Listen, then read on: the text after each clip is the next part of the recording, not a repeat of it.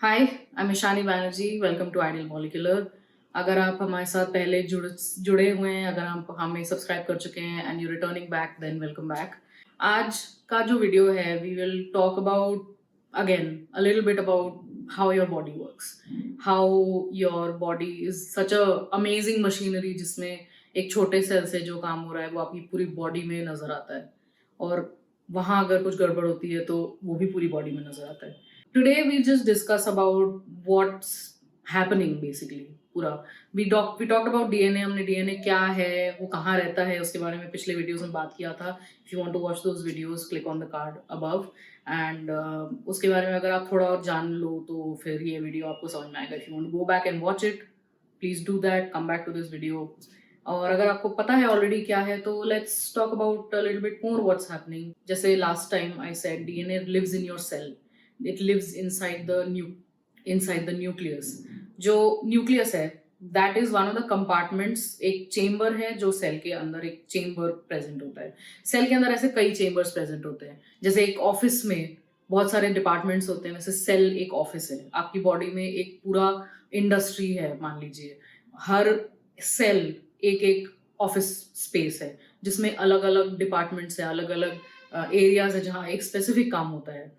आपके बॉडी में एक एनर्जी बनने का एक स्पेसिफिक एरिया है, वेस्ट डिस्पोजल का एक स्पेसिफिक एरिया है, ट्रांसपोर्टेशन और मैसेजिंग का एक अलग एरिया है जहाँ से सिर्फ मैसेज आसपास जाते हैं, एक्सपोर्ट इंपोर्ट का एक एरिया है, और एक मैनेजर का एरिया है, दैट इज द न्यूक्लियस। वहां पे आपका बॉस बैठा हुआ है और वहां से सारी चेन ऑफ कमांड हो रही है। सो ये पूरा जो एक ऑफिस चल रहा है, आप खुद किसी कहीं पे एसोसिएटेड होंगे, कोई भी आप इंडस्ट्री ले लीजिए, कोई भी ऑफिस ले लीजिए, हर जगह डिवीजन ऑफ लेबर मिलेगा आपको। हर बंदा एक स्पेसिफिक काम करता है, एक जन सारा काम नहीं करता। सेल में भी अगर एक जन सारे काम करेंगे तो फिर पूरा इधर उधर हो जाता है, सब कुछ बहुत गलतियां हो सकती है। So everything is compartmentalised. So अब जो अपना सेल है, हमारे बॉडी में बहुत सारे सेल्स हैं। हर एक ऑर्गन सिस्टम एक एक ग्रुप ऑफ सेल से बना हुआ है, हर टिश्यू सेल से बना हुआ है। अगर आप एक छोटा सा पीस काटोगे अपने सेल स्किन से, या फिर ब्लड निकालोगे, प्लांट्स भी अगर ले लो, उसको आप माइक्रोस्कोप के नीचे देखोगे, every living organism is made out of cells. अब हम छोटे से बड़े होते हैं जब, तो फिर हमारी बॉडी बड़ी होती है, we grow, our hair grows, nails grow, height बढ़ती है। सो ये जो ग्रोथ है, this is all happening because your cells are growing in size और नंबर। सो अगर सेल को नंबर में ग्रो करना होगा तो उसके अंदर का भी जितना सिस्टम है वो भी ग्रो करना होगा, उसको भी डिवाइड होके एक नए कंपार्टमेंट में जाना होगा। जैसे अगर आपका ऑफिस का नया ब्रांच खुल रहा है मान लीजिए, तो वहां पे भी एक मैनेजर की जरूरत है। उस मैनेजर को वही काम करना है जो पिछले वाले मैनेजर का काम था, right? As I said, your boss is sitting inside the nucleus, that's the DNA. उसमें सारा कुछ इंस्ट्रक्शंस लिखा हुआ है, उसको सब पता है कैसे क्या करना है, आपकी बॉडी में क्या बनाना है, नहीं बनाना है, किसको कहाँ भेजना है। He knows everything, he is read the manual, and उसको पूछोगे तो उसको सब पता है। सो ये जो इन्फॉर्मेशन है वो आपको नए ब्रांच में भी देना है। So what happens is your DNA makes a copy of itself. वो अपने आप को रेप्लिकेट करता है, उसकी एक सेपरेट कॉपी बन जाती है। जो पिछला वाला था, it stays in the cell, the new one goes in the other cell, the divided cell, क्योंकि वहां पे भी अब आपको फंक्शनिंग स्टार्ट करनी है।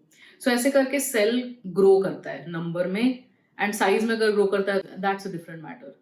ये जो ग्रोथ भी जो है वो बहुत कंट्रोल्ड होती है। अगर ग्रोथ अनकंट्रोल्ड हो जाए या फिर एबनॉर्मल हो जाए तो फिर प्रॉब्लम है। अगर सेल को अपने टाइम तक ग्रो करके वो अगर नहीं मरता है, नहीं डिस्ट्रॉय होता है, वो अपने आप में ही खत्म नहीं होता प्रोग्रामेबल वे में, तो फिर मिस्टेक है। So everything is very very under control, और ये सब कुछ आपके डीएनए लेवल से कंट्रोल हो रहा है। एनीथिंग कैन हैपन, बाहर से भी कुछ स्टिमुलस आ सकता है जो कि गड़बड़ कर सकता है। दिस जो मशीनरी, जो आपके बॉडी का ये जो बहुत ही गजब का एक सिस्टम है, which is keeping you alive. So इसमें जो है, जैसे मैंने बोला, डीएनए अपनी एक कॉपी बनाता है। इस प्रोसेस को डीएनए रेप्लिकेशन कहते हैं। वो एग्जैक्टली अपने ही तरह का एक फोटोकॉपी तैयार कर लेगा, and there is a giant machinery which is involved in this. There are enzymes, there are chemicals, there are molecules which is involved, and there is a big like event that happens when the DNA is getting replicated. DNA में एक और चीज ये रहती है कि it can take bits and pieces of its information और वो उसी सेल के अंदर वो इंफॉर्मेशन को पास ऑन कर सकता है. जैसे आपका जो मैनेजर का चेंबर है उसमें से एक मेमो बाहर जाना होगा, तो मैनेजर खुद बाहर आके बात नहीं करता है, वो एक मैसेंजर भेजेगा या एक मेमो भेजेगा या फिर किसी को बोलेगा कि go and pass this message on.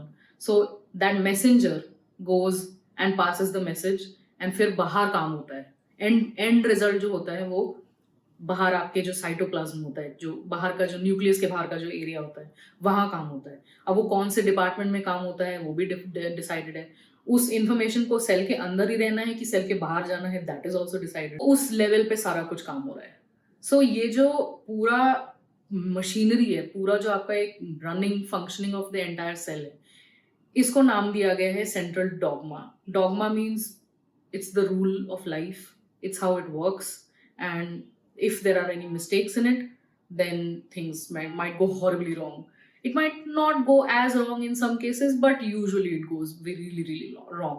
या तो अपने में ही खराबी होती है, फिर बाहर से कोई डिस्टर्ब कर. अगर आपके बाहर से आपका कोई ऑफिस में अगर घुस आया and then it destroys everything, so आपका cell might get affected or overall your body might get affected. So central dogma is basically DNA can replicate on itself, and then DNA makes a messenger, and that messenger goes out of the nucleus and then helps in making proteins. Last video में I said अगर protein है तो उसका DNA sequence exist करता है, वो उसका message कहीं ना कहीं से मिला है. तो प्रोटीन्स को जो एनकोड करता है, जो जिसका प्रोटीन बनता है, वो डीएनए सीक्वेंस जो है, आपने सुना होगा इट्स इन माय जीन्स. आपने जीन्स वर्ड सुना होगा, ये तो हमारे जेनेटिक्स में है, this is all in my genes. So ये जो जीन है, the word gene that we use in lay terms, आजकल सुना बहुत, आप खुद भी यूज करते होगे.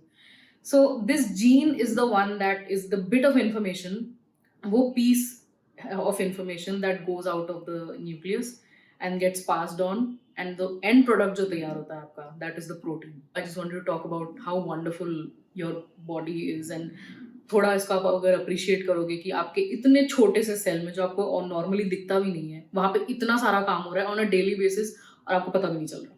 And you are just alive, you're living. So it kind of helps you appreciate yourself a little bit more. So, and also you can know about what's going wrong in your body, and उसको आप molecular level पे जाके भी देख सकते हो. It's not just overall, you can go deeper, and how much deep you want to, you can go. So if you stuck around till the end, and if you learned a little bit more about what's happening inside, if you feel very amazed, then I think I did the correct job. And if you have any more questions, or if you want to leave us any comments or anything, you want to discuss a little bit more, comment down below and we'll talk about it. If you want to follow us on social media, the links in the descriptions, links आपको सारे मिल जाएंगे. Go follow us on Instagram, Facebook वगैरह वगैरह. अगर आपको हमारी website देखनी है, so it's idealmolecular.com. You can visit our website, you can see what we do, the services, सब उसमें है. एंड आपको हमारे बारे में, हमारी टीम के बारे में आपको बहुत सारी इन्फॉर्मेशन उसमें मिलेगी. उसका भी लिंक्स डिस्क्रिप्शन में दिया हुआ है. I hope you will like this video, and I hope you will appreciate your self a little bit more after learning all this. It's amazing, I feel like.